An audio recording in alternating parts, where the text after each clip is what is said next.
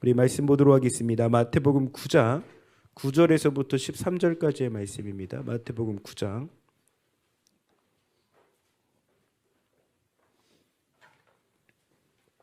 9절에서부터 13절까지의 말씀, 우리 함께 교독하시고 마지막 절은 합독해서 봉독하도록 하겠습니다. 마태복음 9장 9절에서부터 13절 말씀입니다. 제가 먼저 봉독하겠습니다. 예수께서 그곳을 떠나 지나가시다가 마태라 하는 사람이 쇠관에 앉아 있는 것을 보시고 이르시되 나를 따르라 하시니 일어나 따르니라.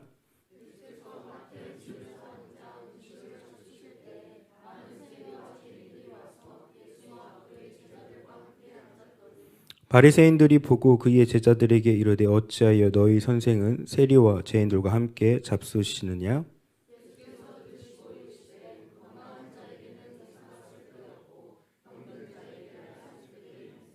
같이 읽겠습니다. 너희는 가서 내가 긍휼을 원하고 제사를 원하지 아니하노라 하신 뜻이 무엇인지 배우라.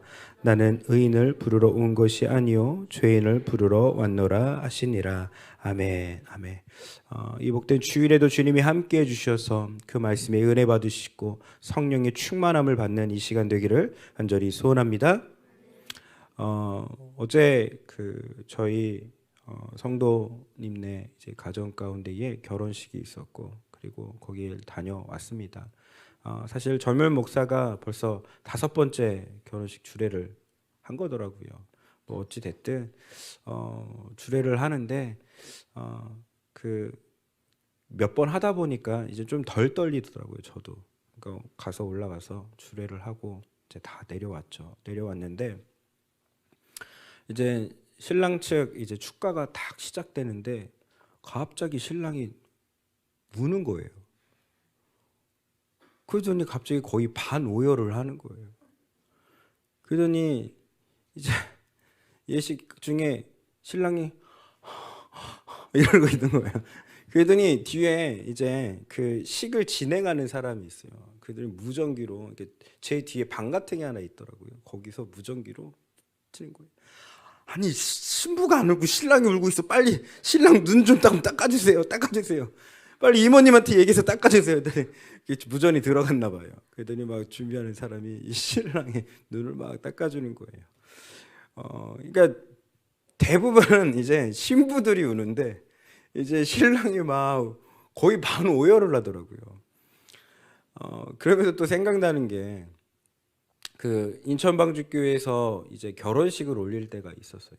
올리는데 그때 이제 사회를 요번에 미스바 기도회 때 이광진 목사님 오시잖아요. 화요일 날 이제 그 목사님이에요. 그 목사님이 사회를 보고 이제 박보영 목사님이 이제 주례를 보시는데 이제 신랑 신부가 이제 예식을 다 하고 거기도 이제 축가였어요. 축가였고 이제 이광진 이제 목사님 사회 누구 어디서 우리 찬양팀이 이제 찬양 축가를 부르겠습니다. 축가를 막 하는데 이제 문제는 이번에는 신랑 신부가 우는 게 아니라 사회자인 이광진 목사가 막 우는 거예요.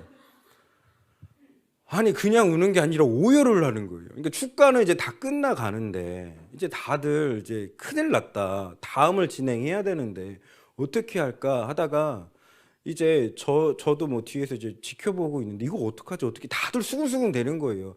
이건 신랑 신부가 우는 게 아니라 사회자가 울어버리니까 다음 어떻게 할까 하다가 박보영 목사님도 이렇게 딱 서 있어서 축가를 듣다가 안 되겠던지 이렇게 내려가셔서 사회자에 있는 이광진 목사 귀에다 대고 뭐라고 속삭이더라고요. 그러더니 그 속삭임 가운데 얘 울고 있던 오열하던 그가 갑자기 탁 정색을 딱 하는 거예요. 그래서 눈물을 확 훔치더니 다음을 진행하는 거예요. 야, 역시 신령하시구나. 도대체 뭐라고 이야기했길래 그 눈물을 툭 그칠 수 있었을까? 그래서 너무 궁금해서 식이 다 끝나고 이광진 목사를 다 불렀어요. 불러가지고 다들 궁금한 거예요. 도대체 목사님이 뭐라고 하셨냐? 뭐라고 하셨길래 얼마나 영적인 권세가 있길래 눈물이 뚝 그칠 수 있냐? 라고 했더니 궁금하네요. 궁금하죠. 도대체 뭐라고 하셨냐? 이렇게 말씀하셨다는 거예요. 야, 남의 결혼식에 네가 왜 울고 지랄이야? 그러고 듣고 온 거예요. 그러니까 그 얘기를 딱 듣는 순간 눈물이 그칠 수밖에 없구나.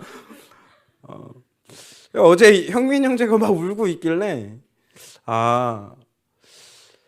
우리 하나님께서 우리 형님 형제 가운데 그 마음의 은혜를 베풀어 주셔서 이 예배 예식이 요즘 세상 사람들은 다 즐기려고 하고 놀려고 하고 그 가운데에 사람들 가운데 무언가를 보여줄 퍼포먼스가 많았는데 예배로 말미암아 찬송 부르고 말씀 듣고 예수님의 이름으로 그리고 성경책 위에 하나님의 말씀 위에 손을 얹어 성원을 선포하는 것, 참 이것을 기억하셔서 우리 가정 가운데 주님 축복해 달라고 제가 기도가 나오더라고요.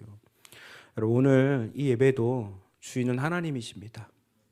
결혼식의 주인도 하나님이셨듯이 이 예배의 주인도 하나님이시기에 하나님이 베푸신 은혜로 충만함을 받기를 간절히 소원합니다. 그러게 여러분 오늘 말씀을 보는데요. 여러분 마태복음의 저자는 누구예요? 마태. 마가복음의 저자는? 누가복음의 저자는?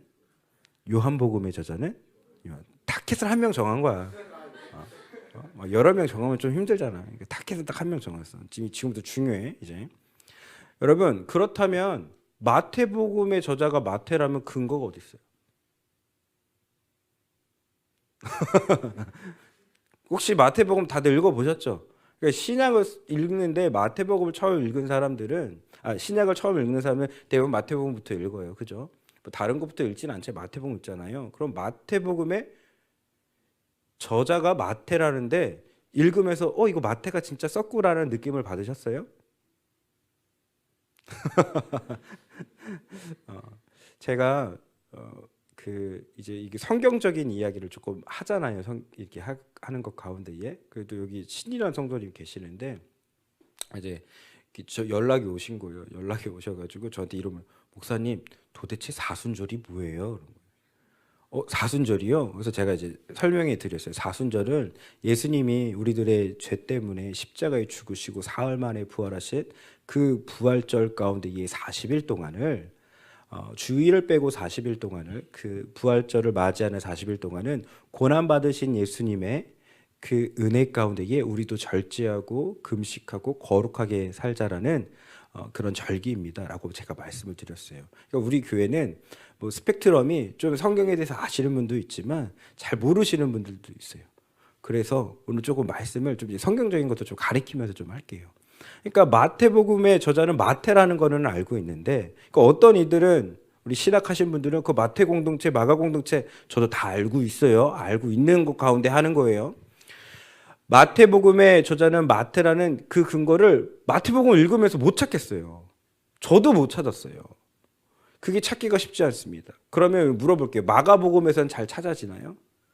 누가복음은 잘 찾아져요? 요한복음은 잘 찾아져요? 잘 찾아지지 않아요. 왜냐하면 복음서를 읽다 보면 이 사복음서 모두가 내가 저자다라고 해서 이름을 적지 않았기 때문에 잘 모릅니다. 그런데 여러분 빌립보서는 누가 적었어요? 바울이 적었죠. 바울이 적었다는 이유는 어떻게 알 수 있어요? 내가 사도 바울 내가 이거를 적는다라고 얘기하잖아요. 그죠? 그럼 베드로 전후서는요. 사도 베드로가 내가 적는다라고 얘기하잖아요. 그러니까 이게 저자가 확실하다고요. 이건 직접적인 근거라고요. 그런데 간접적인 근거로도 찾을 수 있을까요? 없을까요? 찾을 수 있어요. 찾을 수 있어. 여러분 요한복음에 요한복음 마지막 그쪽 부분 보면은 이 사건에 대해서 이야기를 아는 사람이 그의 제자가 바로 이 글을 적었다라고 표현하고 이게 감적적인 거예요. 그건 제가 나중에 성경 공부하면서 찾아드릴게요. 누가복음을 읽으면서는 잘 못 찾아요. 그런데 어디서 찾을 수 있냐면 사도행전에서 찾을 수 있어요. 여러분 기억하세요. 사도행전하고 누가복음의 저자는 똑같습니다. 왜요? 사도행전 1장 전반부 부분과 누가복음 1장 전반부 보면 수신자가 같아요. 데오빌로 카카에게 드리는. 그걸 첫 번째 책, 두 번째 책이라고 얘기를 하고 있어서 그래도 찾을 수 있어요. 그래서 사도행전을 살펴보면 사도 바울과 함께 가기도 하고 그리고 지칭이 1인칭, 2인칭, 3인칭 막 바뀌어요. 그러니까 그 사람이 누군지 추측이 된다고. 그가 누가였다라는 거예요. 전도 여행 가운데. 이렇게 감적적으로 마가, 요한, 누가복음은 찾을 수 있어요. 그런데 문제는 뭐냐면 마태복음의 저자는 이 마태가 감적적으로도 잘 표현이 안 돼 있는 거예요. 그래서 여러분 누군가 마태복음에 저자는 마태다. 그럼 근거를 대답하면 잘 못 찾아요. 신학자들도 찾을 수 없는 거예요. 그럼 어떻게 찾을 수 있느냐라고 했을 때 여러분 초대교회에 교부들이 있습니다. 그 교부들이 그래도 글을 좀 남겨놨어요. 여러분 사도 요한 아시죠? 그러니까 요한의 제자가 있는데 그 제자 중에 파피아스라는 사람이 있고 이레니우스라는 사람이 있습니다. 그런데 지금도 이런 책이 있어요. 유세비우스의 교회사라는 책이 지금도 출판되고 있습니다. 그 유세비우스의 교회사 안에 이렇게 표현되고 있어요. 파피아스가 말하길, 이레니우스가 말하길 사도 마태가 기록했다라고 나와 있어요. 그러니까 초대교회 교부들 가운데 이게 그렇게 써 있고, 또 여러분들은 잘 못 들어보시겠지만 오리겐이라는 사람이 있습니다. 초대교회 교부들 가운데에 이 오리겐이라는 사람이 뭐라고 했냐면 첫 번째 복음, 이때 첫 번째 복음은 마태복음을 지칭합니다. 첫 번째 복음은 마태가 기록한 것으로 마태는 세리였다라고 정확히 표현되어 있어요. 그러게 그 증거들로 인해서 마태복음의 저자는 누구라고요? 마태가 되는 거예요. 그러니까 아무리 맨날 찾아봐도 찾을 수 없는 게 마태복음의 저자인 거예요. 그러니까 마태복음의 저자는 마태인 거. 성경은 이 마태에 대해서 어떻게 설명하고 있냐? 우리 마가복음 2장 14절 말씀 볼게요. 마가복음 2장 14절 말씀 앞에 띄어져 있으면 같이 읽도록 하겠습니다. 시작. 또 지나가시다가 알페오의 아들 레위가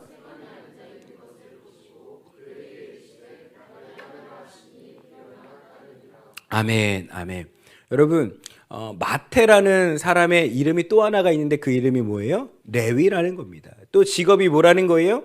세간을 지키고 있는 세리였다라는 것을 우리가 알 수 있다라는 거예요. 그러니까 이 사람의 이름은 두 개라는 거예요. 뭐예요? 레위라는 이름과 마태라는 이름. 그래서 레위 따로 마태 따로가 아니라 레위와 마태, 예수님의 제자 레위와 마태는 동일 인물이라는 것을 알고 계셔야 되는 거예요.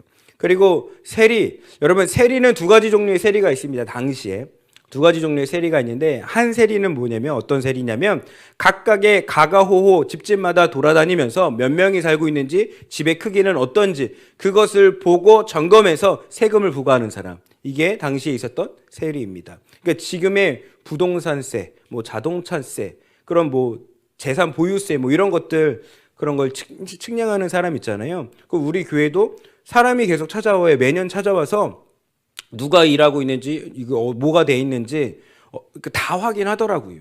그러니까 그렇게 찾아와서 집집마다 찾아가서 확인하는 세리가 있고, 두 번째 세리가 있는데 이 두 번째 세리는 어떤 사람이냐면 무역을 할 때 세관을 세우고 그 세관 가운데 서 있어서 세금을 걷는 사람입니다.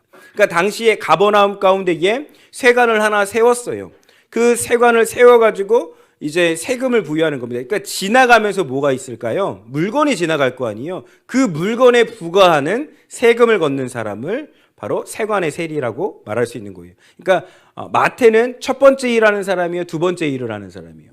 두 번째 일을 하는 사람입니다. 그러니까 제가도 가버나움을 직접 가봤는데 유일하게 북쪽으로 가는 길이 하나밖에 없습니다. 남쪽으로 내려가는 길은 예루살렘인데 그 길가에는 이제는 세관을 두고 왔다 갔다 하는 무역하는 그 물건들 가운데 세금을 매길 수밖에 없다라는 거예요. 그러니까 위로는 뭐예요?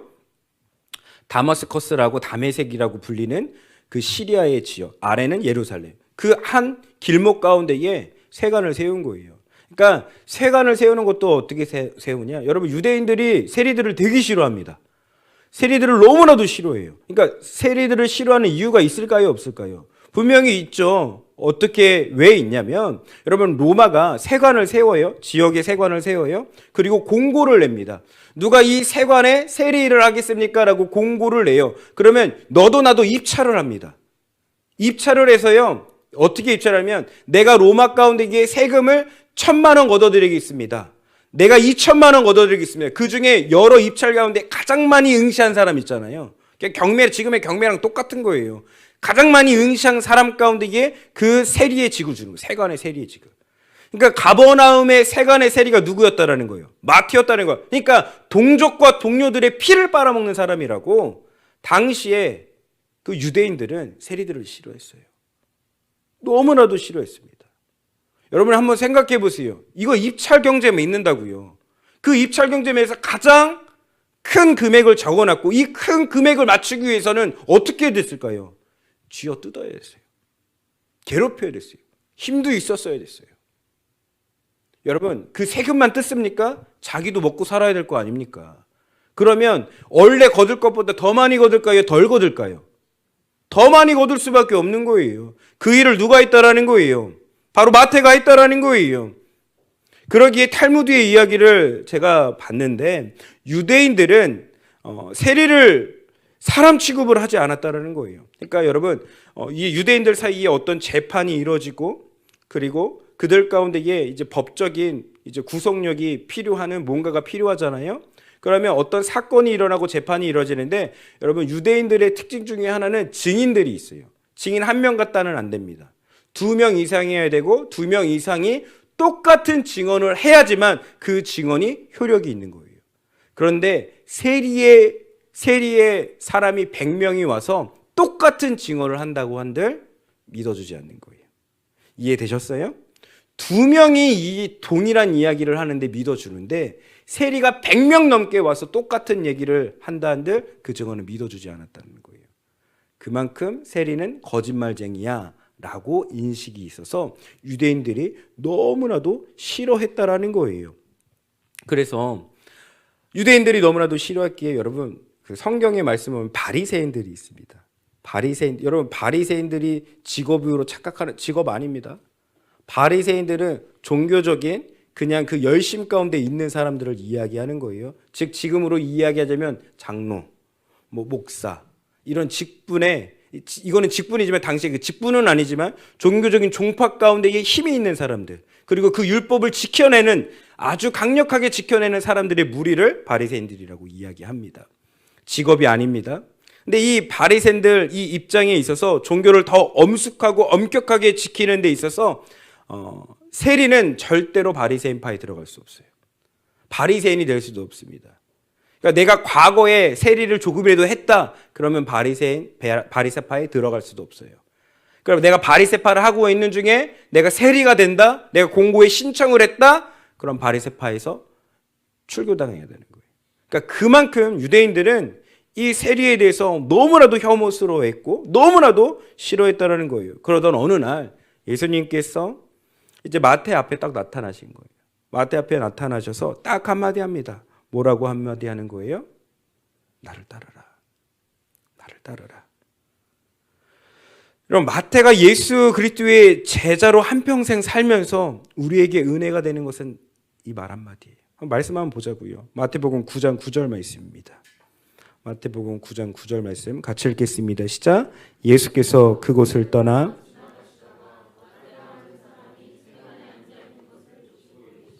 나를 따르라 하시니 일어나 따르니라. 아멘. 여러분, 아니 원래 관계가 있던 사람도 아니고요. 그저 딱 찾아와서요. 나를 따라.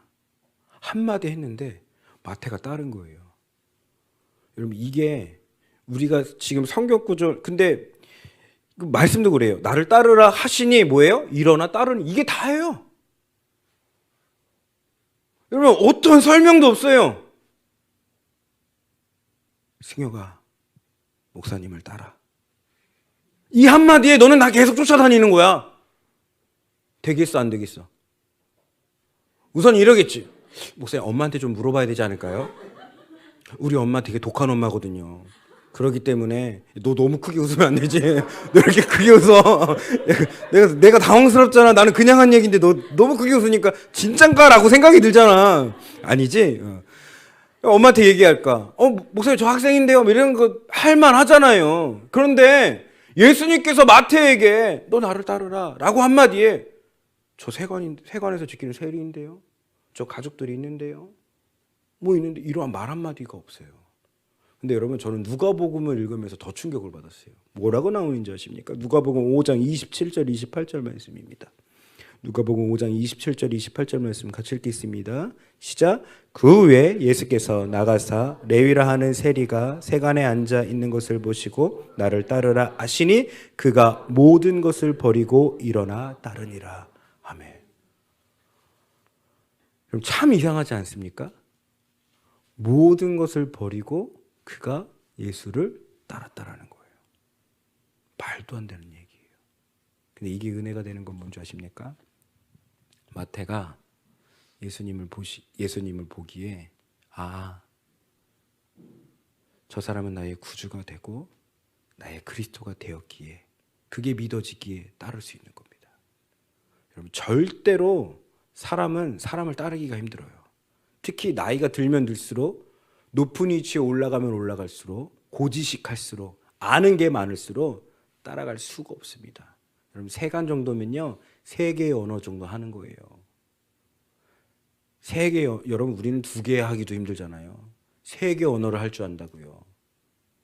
그만큼 지식인이었고 여러분 레위라는 이름이 그냥 새겨졌을까요? 아니에요. 문헌에 따르면 레위 지파 사람이라고요. 여러분 레위 지파는 뭐예요? 제사장 가문이라고요. 단순하지 않다고요. 그런데 그가 그 셀이었고 여러분 누가복음을 읽게 되면요 예수님이 자기 집에 그 마태 집에 오세요. 그런데 마태가 너무나도 좋았던 나머지 그냥 예수님을 식사 대접했다는 게 아니라요 큰 잔치를 베풀었다라고 이야기해요. 그만큼 돈이 있었고 예수님이 너무나도 좋아서 큰 잔치를 벌이는데 큰 잔치도 그냥 아니라 많은 사람들을 불러 모아서 예수님이 우리 집에 오셨다라고 해서 잔치를 벌였다고요. 그만큼 좋았던 거예요.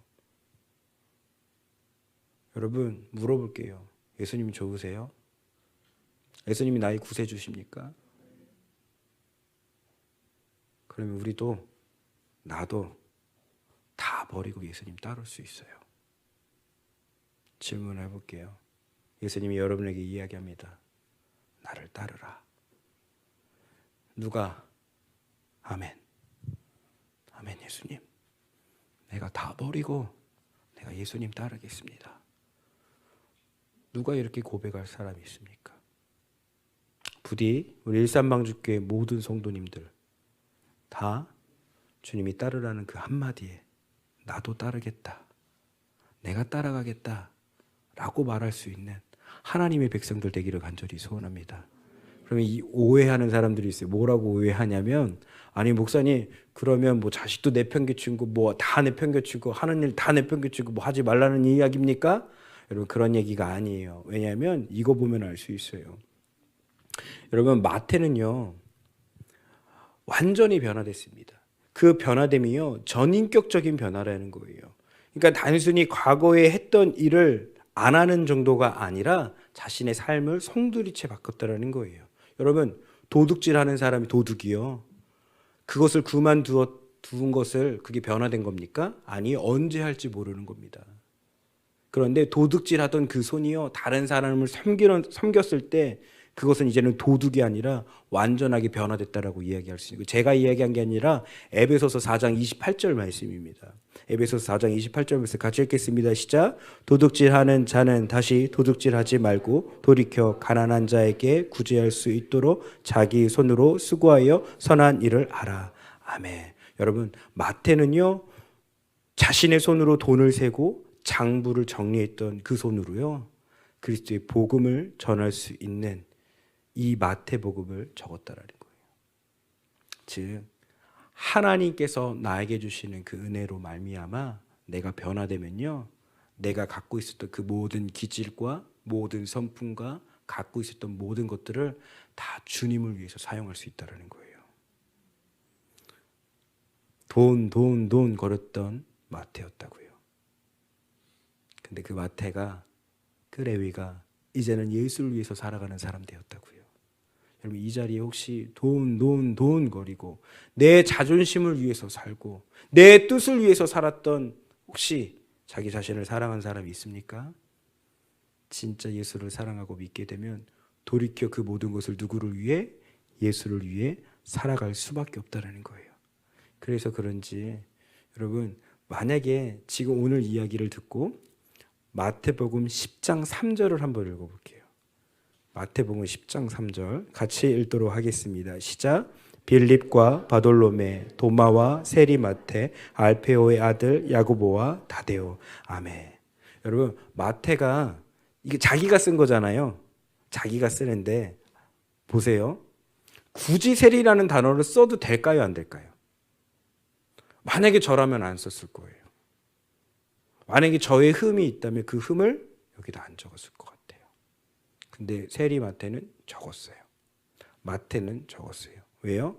자신의 흠도 하나님 앞에 쓰임받을 수 있기에.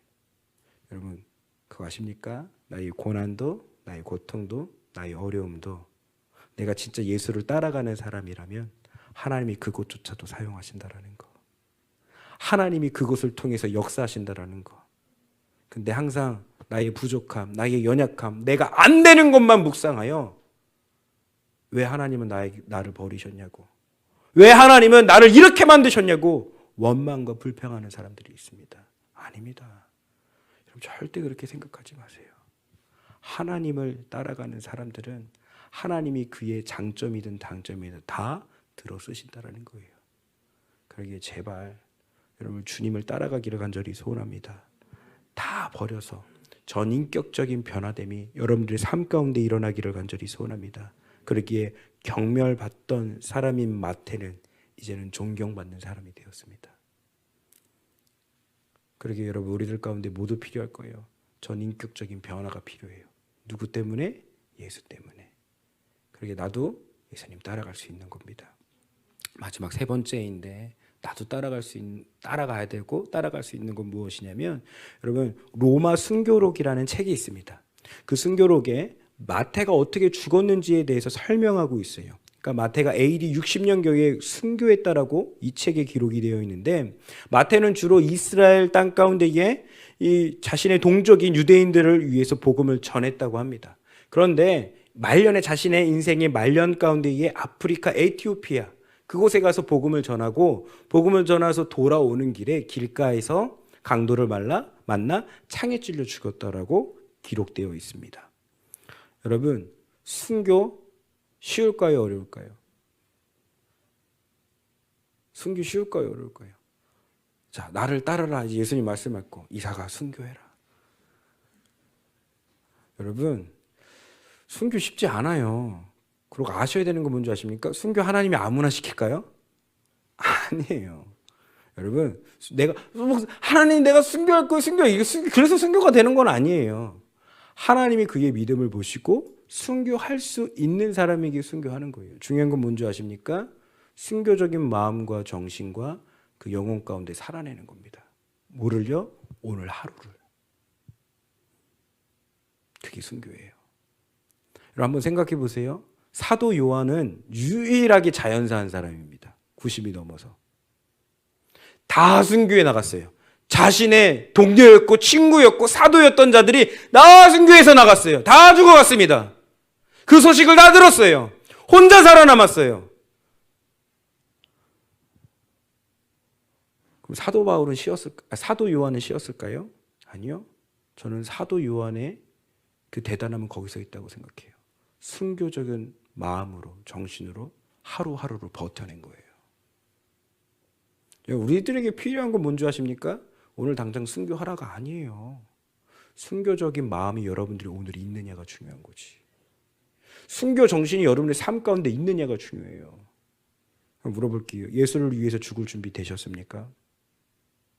그렇다면 나부터 십자가에 죽이십시오. 그게 순교의 첫걸음입니다. 근데 우리는 착각해요. 나가서 중동에 가서 이슬람 문화권에 가서 매 맞고 죽임을 받고 이게 순교인 줄 착각해요. 아니에요. 오늘 하루를 살아가는 데 있어서 나를 죽이며 내가 예수를 위해서 살겠다고 고백하는 순교 정신이 바로 순교자예요. 그리고 마태가 걸어갔던 그 길 우리 걸어가면 안 될까요? 권면해 드립니다. 마태가 걸을 수 있었던 그 제자의 길 우리도 따라갈 수 있습니다. 한번 고백합시다. 하나님, 예수님, 나도 따라갈 수 있습니다. 믿으세요?